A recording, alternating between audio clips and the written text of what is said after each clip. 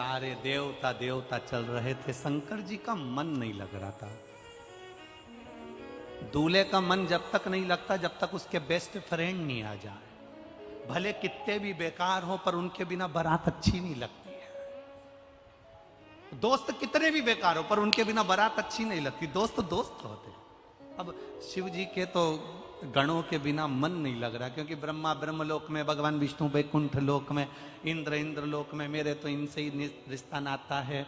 भले ये कैसे भी हैं, घर के लोग भी समझा के ले जाते, तेरे एक भी दोस्तों को मत बुलाना, सब नंबर बन के पियक्कड़ है। अगर एक भी आ गया ना तो सोच लेना तू हो। इतने में वो मना भी कर देता, पापा कसम खा के कहता हूं एक भी नहीं आएगा। और दोस्तों ने घेर लिया चौराहे पे, मैनपुरी के मेन चौराहे पे, तेरी शादी है, अपनी क्या लाइन है बता। तो कह दिया बारात में मैं यहां से अकेला जाऊंगा और तुम तो पहुंच जाना। फिर तेरे पापा कुछ कहेंगे तो, अरे तुमसे कौन क्या कहेगा, तुम सुनो किसी की, तुम सुनो, तुम तो बस पहुंच जाओ। अब जे सब इकट्ठे होके, सारे रुद्रगण एक जगह इकट्ठे होके इंतजार कर रहे थे, शंकर जी हमको बुलाएंगे, शंकर जी हमको बुलाएंगे। शंकर जी तो बारात में भूल गए। अब भूल गए तो इतने में से एक डाकनी गई। और डाकनी कैसी थी,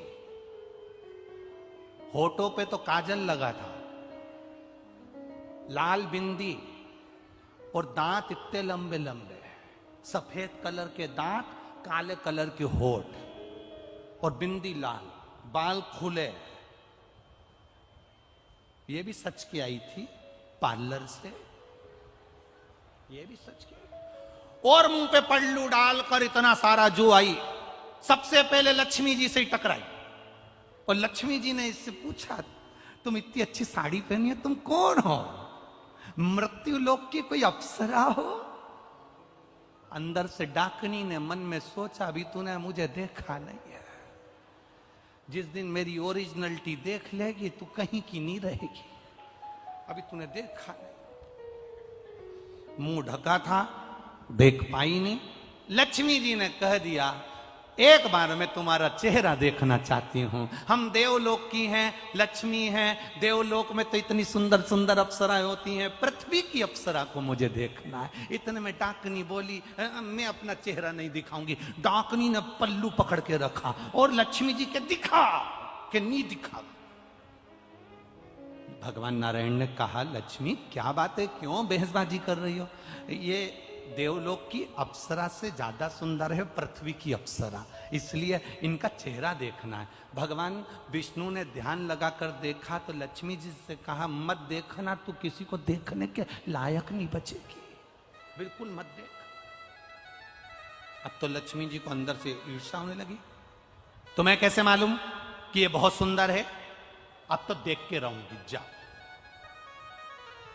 ये माताओं की थोड़ी सी आदत रहती है। ये कुछ माताएं ऐसी होती है जो बिल्कुल विपरीत चलती है, एकदम विपरीत। एक पति की पत्नी एकदम उल्टी चलती है। पति उससे कहे कि आलू की सब्जी बना दे, ये बैंगन की बना दे। पति इससे कहे दाल बना दे या कड़ी बना दे, बिल्कुल उल्टी। बहुत दुखी था बेचारा पति। गुरुजी के पास गया, गुरुजी मेरी पत्नी बहुत उल्टी चलती है, मैं क्या करूं? गुरुजी बोले, इसको गंगा नहलाने ले जा, ये जाएगी नहीं। गुरुजी ने कहा, तू कहना पूरे गांव के लोग गंगा नहाने जा रहे हैं, अपने पास समय नहीं है दुकान से, इसलिए अपन गंगा नहाने नहीं जाएंगे। अरे गुरुजी, मैंने पूरी जिंदगी कहते कहते 40 साल हो गए इसको कि गंगा नहाने चल, नहीं जाए। अब की बार उल्टा चलना, तू उल्टा चल।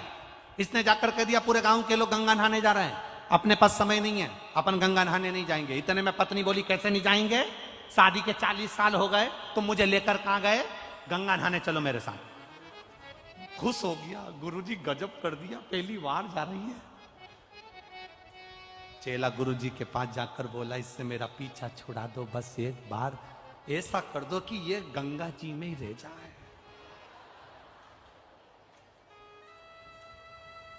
गुरुजी ने कहा, एक काम कर, जब ये गंगा नहाने के लिए पानी के अंदर जाए, उल्टी तो चलती है, पानी के अंदर जाए, तब तू कह देना, आगे मत जा, बस इतना कहना। क्या बोलेगा? आगे मत जा। उल्टी तो चलती है। और जैसे ये गंगा जी में उतरी और पति ने आगे मत जाना, पत्नी के जाऊंगी, जा। चली गई, पानी में बह गई। इसने जेब में से नारियल निकाल के गंगा जी में फोड़ा, जा। पत्नी बहुत चतुर थी, उसने चेन पकड़ ली गंगा जी की, नी बही। गुरुजी ने कहा था अगर वो चेन पकड़ ले तो तू चिल्ला करके ना, जम के पकड़, तू चिल्ला के कहना जम के पकड़। उसने चेन पकड़ी और उसने कह दिया अच्छे से पकड़ना। पत्नी बोली नहीं पकड़ना, ले। चली गई, जा, नहीं पकड़ो, जा। वो तो अच्छा है अपनी मैनपुरी की नी थी, पकड़े सो तो कहा पकड़े। अब लक्ष्मी जी बोल रही मैं तो चेहरा देखे बिना रहूंगी नहीं, मुझे चेहरा देखना। अब भगवान मना कर रहे, नहीं मेरे को तो देखना है, मैं तो चेहरा देखे बिगर मानूंगी नहीं। अब लक्ष्मी जी चेहरा देखे, जो लक्ष्मी जी ने उसका चेहरा देखा, 1 सेकंड के लिए लक्ष्मी जी पृथ्वी पर नहीं टिकी, सीधे बैठा, सीधे बैठा। भगवान के पास में डाकनी ने आकर कहा प्रभु सारे रुद्रगण आपकी राह देख रहे हैं, डमरू बजाओ। शिव जी ने डमरू बजाया, डाकनी पुसाचनी भूत चुड़ैल सब आ गए, भोजन सब। किसी के 12 मुंह, किसी के 10 हाथ, किसी के 5 पांव, किसी के आंखी आंख ढेर सारी, सब दरवाजे पर पहुंचे। आरती उतरी, अंदर प्रवेश हुआ, भोजन की तैयारी हुई।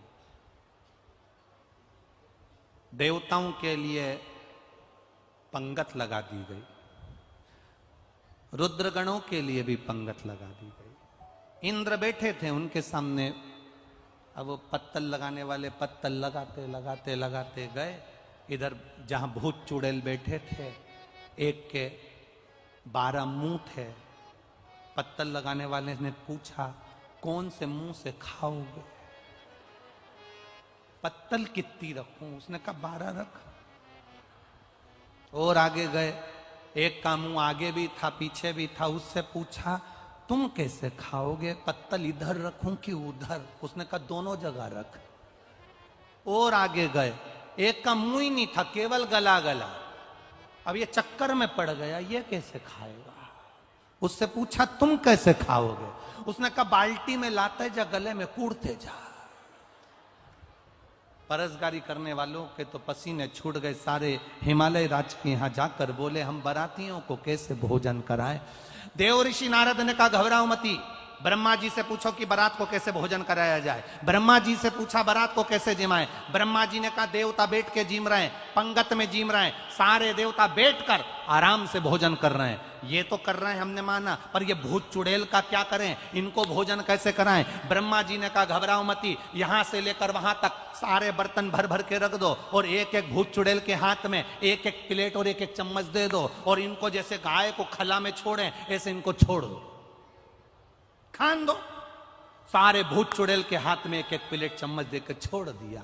इंद्रदेव ने ब्रह्मा जी से पूछा देवता बैठ के भोजन कर रहे हैं, ये तो पंगत हो गई, पर ये रुद्रगण खड़े खड़े डाकनी पिशाचनी चुड़ैल भूत खा रहे हैं, इनके खाने का कोई नाम होगा क्या? ब्रह्मा जी बोले इसी को कलयुग में बफेट कहेंगे। यही कलयुग में बफर कहते।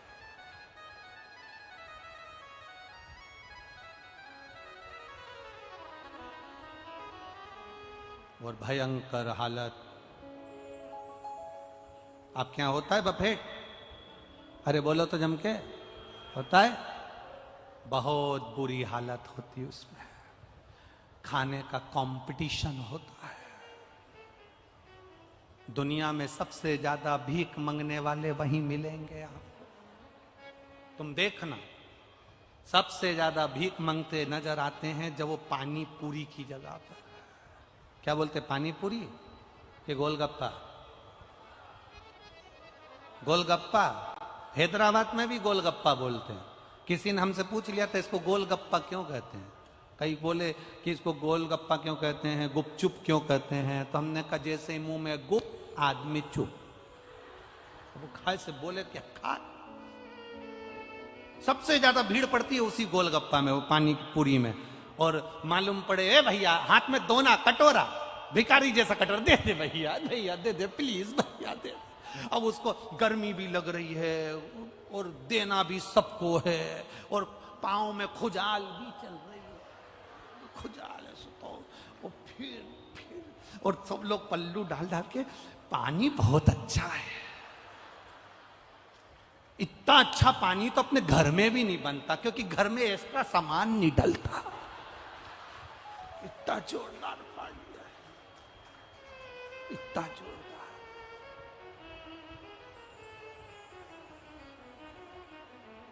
बहुत।